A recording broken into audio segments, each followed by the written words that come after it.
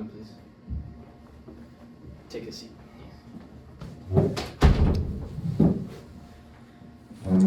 Name and occupation. My name is John Dean. I was the former White House lawyer before I had pleaded guilty to obstruction of justice in an attempt to cover up my boss's actions. Why did you plead guilty? I pleaded guilty because of the overwhelming evidence, and it was the right thing to do to bring light to the crimes that were committed by Nixon and his administration. What was your involvement in the Watergate scandal? My role in this was keeping it under control and under wraps from the FBI and also from the public. I was to aid in protecting Nixon and his administration from the potential backlash they could have received from the crimes they had committed. In the tapes, there was talk about hush money to keep people silent. Can you speak on that? In the tapes, there was talk about getting people to stay silent with money to impede the investigation and protect the administration.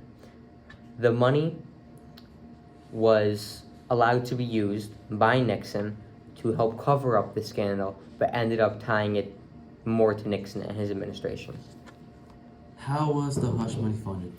The money was funded through different previous political campaigns and other White House resources.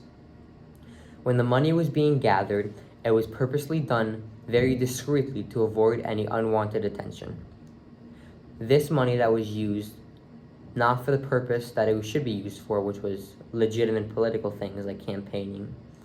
It was used to gather information and get an upper hand against Nixon's political enemies.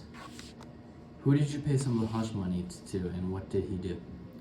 The men I paid off were Virgilio Gonzalez, Bernard Baker, James McCord, Eugenio Martinez, Frank Sturgis, and E. Howard Hunt, and Gordon Liddy. E. Howard Hunt organized the bugging of the Democratic National Committee at the Watergate office building. Who are some of the people on Nixon's enemy list, and why did he make this list?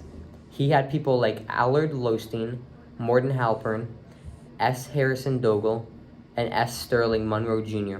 The point of this list was described by the White House Counsel's office was to screw Nixon's political enemies by means of tax audits from the Internal Revenue Service and by manipulating grant availability, federal contracts, litigation, prosecution, and so on and so forth.